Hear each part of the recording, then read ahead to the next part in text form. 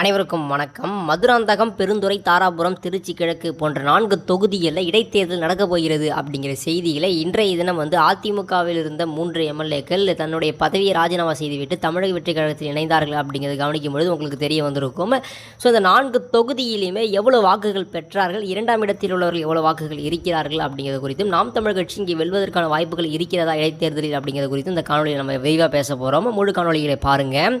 இதற்கு முன்பாக நான் சீமானவர்களுக்கு எம்பி சீட்டு கொடுப்பதற்காக, அதாவது ராஜ்யசபாவில் எம்பி சீட் கொடுப்பதற்காக அதிமுக தயாராக இருக்கிறார்கள் அப்படின்னும், அதே போன்ற இந்த 4 தொகுதியிலுமே அண்ணன் சீமானவர்கள் எம்பி சீட்டு வருகின்ற ஜூன் மாதம் 18ஆம் தேதி கொடுக்கப்பட்டு விட்டதால் அதுக்கப்புறம் பார்த்துட்டு அப்படின்னா நாம் தமிழ் கட்சியுடைய அந்த பூஸ்டப் அப்படி இன்னும் கொஞ்சம் ரைஸ் ஆகும். ஸோ அந்த மாதிரியான நேரத்தில் இந்த 4 தொகுதியிலுமே அதிமுக கை கொடுத்தார்கள் அப்படின்னா எம்எல்ஏக்கள் எடுப்பதற்கு தோதாக இருக்கும். ஸோ அண்ணன் சீமானவர்கள் இப்படிப்பட்ட ஒரு வியூகத்தை அமைத்து அந்த பாதையில் செல்கிறாரா, இல்லை தனித்து நின்றே வெளியிலேருந்து நாங்கள் ஏடிஎம்கேவை பேக்கப் பண்ணுறோம், ஏன்னா அவங்களுடைய மொத்த கட்சியுமே அழிகின்ற விளிம்பில் இருக்கிறது. 2017 காலகட்டங்களை பார்த்துட்டோம் அப்படின்னா அதிமுக பல பிரிவுகளாக சிதைவுண்ட பொழுதும் கூட பெரும்பான்மை கிடைக்காமல் தவித்த காரணத்தால் ஐயா ஸ்டாலின் அவர்களுக்கு 25 தொகுதியில் இருந்திருந்தால் அன்று அவர் ஆட்சி அமைத்திருப்பார். இருந்த பொழுதிலும் இது போன்ற சூழலில் நாம் அவங்களிடமிருந்து 25 பேர் குதிரை பேரம் பேசி வாங்கணும் அப்படின்னா அது ஒரு கரும்புலியாக வரலாறு பேசிவிடும் சொல்லி திமுக அதை மறுத்தது. அப்படிப்பட்ட இந்த தமிழ்நாட்டில் பெரும்பான்மை கிடைத்ததுக்கு பிறகுமே கூட அதிமுக இருந்த எம்எல்ஏக்களை குதிரை பேரம் மூலம் பேசி வாங்கியிருக்காங்க. ஸோ இதெல்லாம் ஒட்டுமொத்த எதிர்கட்சிகளுமே அருவருக்கத்தக்க விஷயமா பார்க்குறாங்க. ஸோ இப்படிப்பட்ட இந்த சூழல் சீமானவர்கள் அதிமுக வெளியிலிருந்து பேக்கப் பண்ணால் கூட இந்த 4 தொகுதியில் அதிமுக போட்டியிடாமல் விலகினாலே நாம் தமிழர் வெர்சஸ் டிவிக்கு அப்படிங்கிற மாதிரி தான் களம் அமையும் அப்படின்னு எதிர்பார்க்கப்படுதுங்க. ஸோ திமுக போன்ற கட்சிக்கு களத்தில் வருவார்களா வரமாட்டார்களா அப்படிங்கிறது பெரிய கேள்விகளாக இருக்கிறது. நம்ம தேர்தல் நேரத்தில் அதை பார்க்க முடியும். இந்த 4 தொகுதியில் 3 தொகுதி அதிமுக வெற்றி பெற்ற இடமாக இருக்குதுங்க. அதனால தான் நான் மீண்டும் பதிவு பண்ணுறேன்.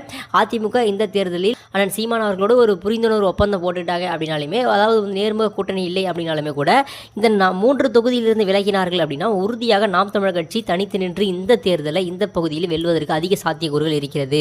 மதுராந்தகம் போன்ற பகுதியில் எடுத்து பார்த்தோம் அப்படின்னா 69,284 வாக்குகள் அப்படிங்கிறது அதிமுக பெற்றார்கள்.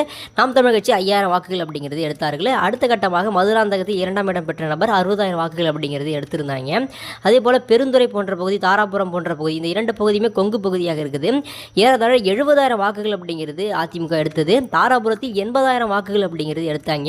இங்கே 2ஆம் இடம் பெற்ற தமிழக வெற்றி கழகம் தாராபுரத்தில் 60,000 வாக்குகளும், பெருந்துறையிலுமே அதே போல் ஏறத்தாழ 60,000 வாக்குகள் கிட்ட பெற்றிருந்தாங்க. ஸோ இந்த 2 தொகுதியிலுமே நாம் தமிழ் கட்சி ஏறத்தாழ 7,000 வாக்குகள் அப்படிங்கிறது பெற்றிருந்தார்கள். ஸோ இது போன்ற 3 முக்கிய தொகுதியில் அதிமுக பலம் வாய்ந்த தொகுதியில் அவருடைய வேட்பாளர்களை நிறுத்தாமல் அண்ணன் சீமானவர்களோடு ஒரு புரிந்துணர்வு ஒப்பந்தம் போட்டாலே இந்த தொகுதி நாம் தமிழ் கட்சி மிக எளிமையாக தமிழக வெற்றி கழகத்தை வீழ்த்துவார்கள் அப்படின்னு பார்க்கப்படுதுங்க. ஸோ எந்த மாதிரியான முடிவுகள் எடுக்கிறார், எம்பி சீட்டை வருகின்ற 18ஆம் தேதி பெற்று ராஜ்யசபா எம்பி ஆகிறாரா, அதற்கு பிறகு அண்ணன் சீமானவர்கள் வேட்பாளராக தம்பிமார்கள் நிறுத்தி அதற்கு பின்பு வெற்றி பெறுகிறாரா, கூட்டணி மூலமையில் புரிந்துணர்வு ஒப்பந்தம் மூலமாக அதிமுக களத்திற்கு வராமலே வெற்றி பெற வைக்கிறார்களா அப்படின்னு பல யூகங்களாகவும் பார்க்கப்பட்டு இருக்குதுங்க.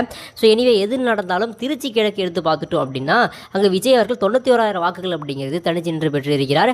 2ஆம் இடம் பெற்ற வாக்கு அப்படிங்கிறது 20,000 வாக்குகள் மட்டும்தான் திமுக பெற்றிருக்கிறது. 2 பேருக்கு கிட்டத்தட்ட 70,000 வாக்குகள் அப்படிங்கிற வித்தியாசமாக இருக்கிறது.